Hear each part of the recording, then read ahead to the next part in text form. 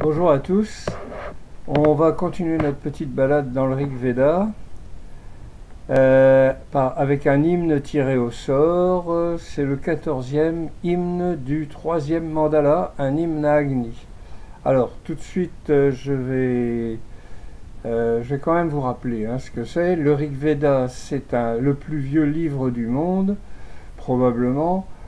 Il nous a été transmis oralement, il continue de l'être, et c'est la base de tout ce qui est spiritualité indienne, bouddhiste, jainiste,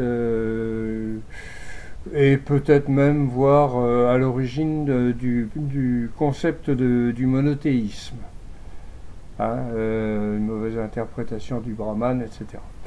Bien. Donc, si ça vous intéresse pas, vous risquez de vous ennuyer. Par contre, si ça vous branche, ça vaut vraiment la peine. Donc, c'est ce que je vais vous lire là. C'est un hymne que j'ai traduit, puisque je suis en train de traduire le Rig Veda. Je suis arrivé au 7e mandala. Il me reste... je suis arrivé au 8e mandala. Je veux dire, les 7 premiers, c'est le premier tome du Rig Veda, à peu près la moitié. Et je suis en train de travailler sur la deuxième moitié, où il reste 3 mandalas, mais qui sont très longs. Et très intéressants, mais on n'y est pas encore. Donc voilà. Pour l'instant, je vais vous dire ça. Donc, mandala 3, hymne 14. Un mandala, c'est un chapitre. Enfin une part du recueil de ces hymnes-là. Donc c'est un hymne à Agni par Rishabha Vaishvamitra.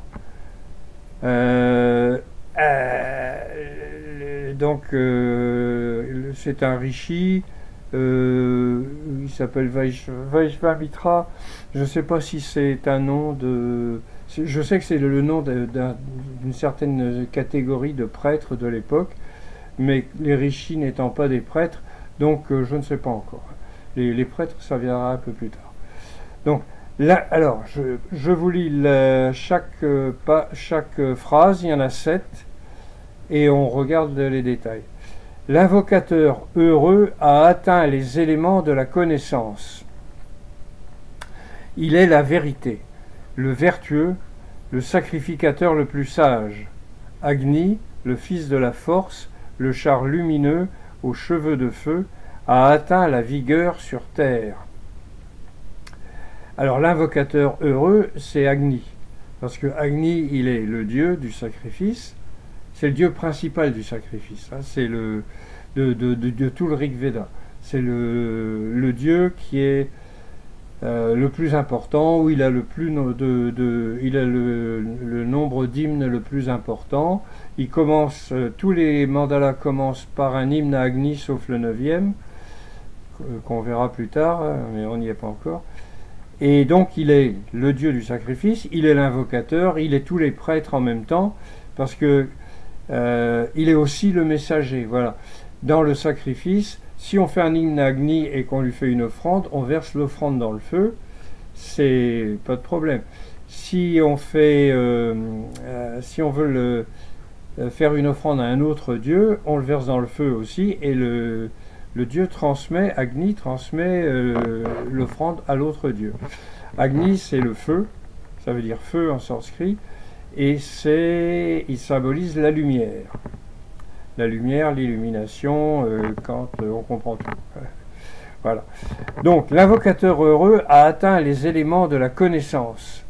Il est la vérité, le vertueux, le sacrificateur le plus sage.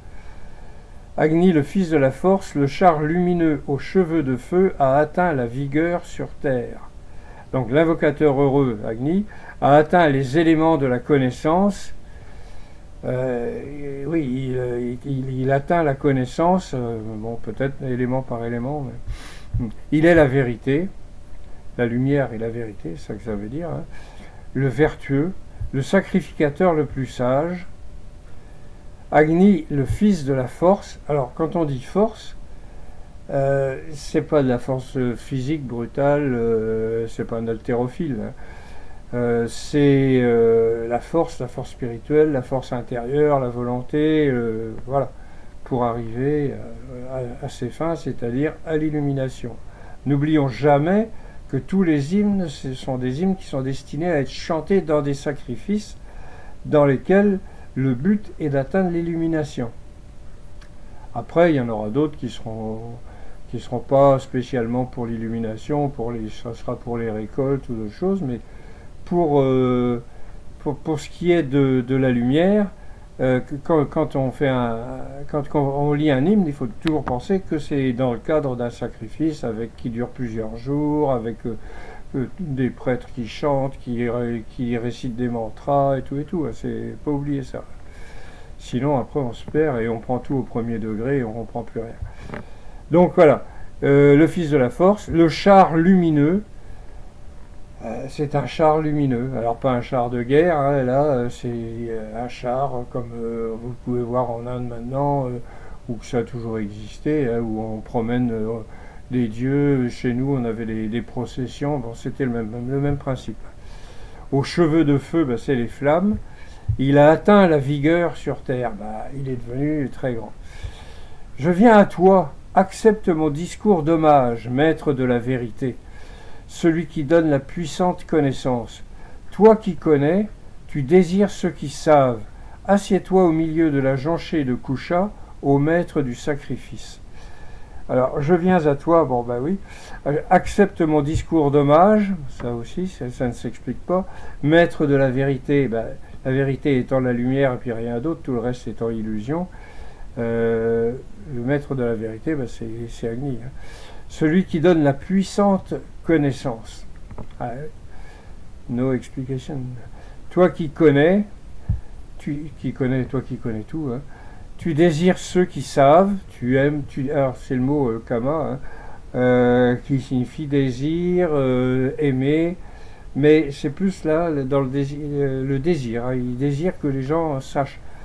Voilà. Assieds-toi au milieu de la jonchée de Kusha. La jonchée de Kusha, c'est une couche d'herbe d'une certaine herbe qui n'a rien de particulier, sinon qu'elle doit être confortable, et elle est sacrée par la même occasion, puisque ça sert à s'asseoir dessus et à faire venir les dieux. Donc le dieu qui est dans son foyer, Agni, il est dans un foyer, sur un autel, l'autel védique. On lui demande de venir s'asseoir sur la jonchée de Kusha, et évidemment ce n'est pas à prendre au premier degré, sinon il foutrait le feu à la jonchée de Kusha, au maître du sacrifice. Mais c'est le maître du sacrifice, c'est normal. Que ceux qui désirent la force accourent à toi avec l'aurore. Alors, que ceux qui désirent la force accourent à toi avec l'aurore. Ceux qui désirent la force, c'est ceux qui font le sacrifice, qui payent pour le sacrifice, et donc l'aurore est forcément liée, puisque l'aurore c'est ce qui arrive avant le soleil. C'est donc le début de l'illumination, c'est l'illumination. L'aurore s'appelle Ushas d'ailleurs par la même occasion. Ô Agni, par les chemins du vent. Oui, alors ceux qui désirent la force accourent avec toi, ô Agni, par les chemins du vent. Les chemins du vent, je sais pas. Mais c'est une image. Quand ils t'offrent des offrandes, toi le premier, ils se tiennent comme sur les sièges d'un char dans la maison. Alors quand ils t'ornent d'offrandes, c'est donc les sacrifiants, les prêtres, les sacrificateurs. Oui, au fait, ce qu'on appelle sacrifice, hein, c'est donc les Occidentaux du 19e siècle qui ont appelé ça comme ça, parce qu'on y tuait au début, en tout cas. Je vais recadrer un petit peu ce machin-là. Voilà. On y tuait un animal qu'on mangeait après. Après, ils ont arrêté de tuer les animaux, et ça a continué à s'appeler sacrifice en français. Mais en sanskrit, ça s'appelle yajna. Yajna de la racine yaj, qui veut dire vénérer, honorer, adorer, si on veut. Je n'aime pas trop ce terme-là. Alors, quand ils tornent d'offrande, toi le premier Dieu, hein, ils se tiennent comme sur les sièges d'un char dans la maison. Donc assis sur le chemin de Kusha, ils tornent d'offrande, ils se tiennent sur les sièges d'un char dans la maison, dans la maison du sacrifiant. Ça pouvait être un sacrifice familial, comme ça peut être des sacrifices publics. Pour toi, ô Agni, le puissant, Mitra, Varuna et tous les Maruts chantent gracieusement. Alors, Mitra et Varuna, c'est presque un couple, on les retrouve rarement séparés, mais ça arrive. Ils sont généralement toujours ensemble. Et ce seraient des Asuras qui seraient devenus des dieux. Hein, des Asuras, c'est des rivaux des dieux, mais pas des ennemis. C'est pas impossible que si on veut chercher une note historique là-dedans, ce pourrait être des Iraniens, en tout cas ceux qui sont plus proches du Pakistan aujourd'hui, à la frontière du Pakistan, et peut-être surtout l'Iran, mais ça je ne sais pas. Et il n'est pas impossible que ce soit aussi des gens qui soient sur l'Indus, parce que l'Indus est quand même tout à côté du Pakistan et donc de l'Iran, et donc c'est tout à fait possible. Donc possible que Mitra et Varuna soient d'anciens Asuras. Il y a beaucoup d'Indiens qui le disent. Bon, pourquoi pas. Et tous les Maruts chantent gracieusement. Bon. Quand illuminant, tu te tiens, ô fils de la force, comme le soleil au-dessus des hommes, illuminant largement les maisons. Alors pour toi, ô Agni, le puissant, bon, Mitra, Varuna et tous les... les Maruts. Les Maruts sont les compagnons d'Indra, c'est des vents turbulents, ce sont des jeunes gens qu'on représente avec des lances, ils sont décorés, ils ont des bijoux, ils sont un peu tout fous. Ça correspond aussi au vent qu'il y a avant la mousson, qui sont assez agités. Donc chantant gracieusement, quand illuminant tout le sacrifiant, le monde, tu te tiens au fils de la force, comme le soleil au-dessus des hommes. Le soleil est aussi une autre forme d'Agni, hein, le soleil qui s'appelle Savitar, Savitri, Surya, etc. Illuminant largement les maisons. Eh ben oui, il éclaire les maisons, le soleil éclaire les maisons, mais en même temps, la maison peut être aussi considérée la tête, hein, le cerveau, la maison qui contient l'âme, voilà, qui contient, où l'âme se trouve dehors, l'âme individuelle. Alors, aujourd'hui, nous te donnons le désir en venant à toi, avec les mains tendues, avec hommage, en s'approchant de toi. Vénère les dieux avec un esprit comme un sage, infaillible. Ô Agni. Alors, aujourd'hui, nous te donnons le désir venant à toi, bon, avec les mains tendues, ils apportent des offrandes, en s'approchant de toi.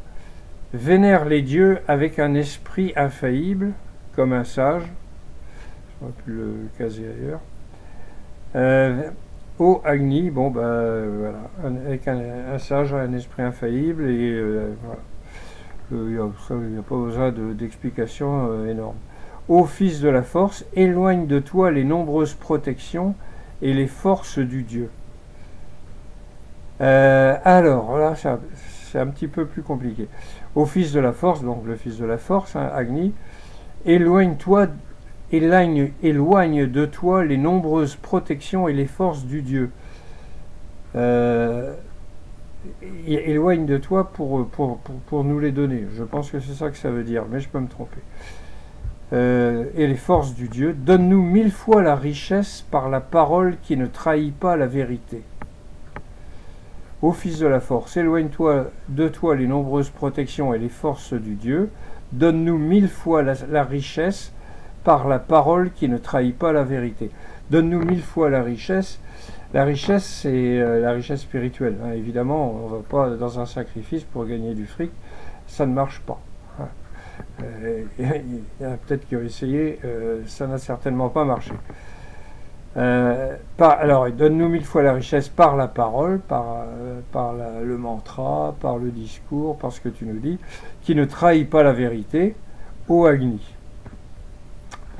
Ô Agni, alors le 7e et le dernier, ô toi, ô sages intentions, ô toi qui as l'esprit compréhensif, nous avons réalisé ces actions pour toi, nous les mortels dans le sacrifice. Alors toi, aux sages intentions, bah oui, c'est un Dieu. Toi qui as l'esprit compréhensif, c'est un Dieu, il n'est pas idiot. Nous avons réalisé ces actions pour toi, nous les mortels, dans le sacrifice.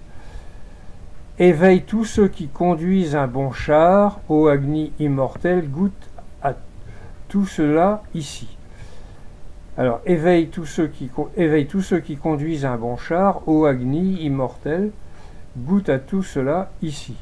Éveille tous ceux qui conduisent un bon char. Ceux qui veulent conduire un bon char. Le char signifie aussi l'esprit, la vivacité d'esprit. Dans le Rig Veda. Hein. Et donc là, ici, éveille ceux qui conduisent un bon char, bah, ceux qui ont un esprit qui est bon. Hein. Voilà, éveille-les, donne-leur la connaissance. Ô Agni, immortel, bah oui. Goûte à tout cela ici, donc quand on lui donne l'offrande, il y goûte. Voilà, c'était le mandala 3, hymne 14 à Agni. Vous trouverez donc, vous le trouvez dans ma traduction qui est disponible sur rigveda.fr. C'est le premier volume du mandala. Donc la suite est sur un autre site dont vous allez trouver l'adresse sur ce site-là. C'est les 39 ou les 38 premiers hymnes du 8e mandala sur lesquels je continue de travailler. Et quand tout sera fini, je mettrai tout ça dans un seul volume disponible à tout le monde, mais vous pouvez télécharger dès maintenant. Voilà, Kenavo et à la prochaine fois. Trugarit, Trugarit